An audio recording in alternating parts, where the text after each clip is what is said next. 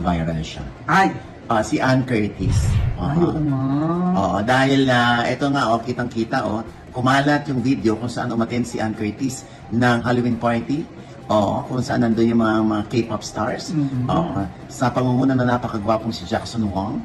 Oo, na parang super duper close sila ni Ann Curtis. Ayan, nakakaloka, Ilang shots yan na talagang nakunan sila. Medyo touchy, clingy, itong si Ann Curtis dito kay Jackson Wang. Na ito naman si Jackson Wang ay hindi naman din nagre-reciprocate. Kumbaga, pag-submissive lang siya kay Ann. Oo. Tapos, ayun na nga, chika-chika pa sila. Ayan, di ba? May mga comment nga na sabi, sana all daw. Oo, di ba? Tsaka yung iba, nangiinggit daw si Ann.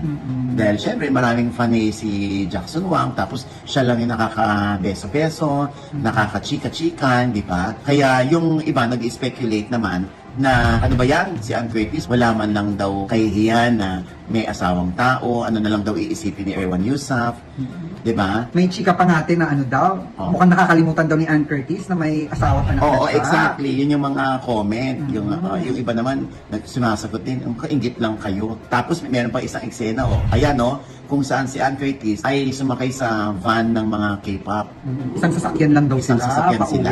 paalis dun sa venue. Oo. Alam nyo, di ba, si Ann naman, very ma-PR naman talaga yan. Yes. Oo. Ako walang mali siya sa akin.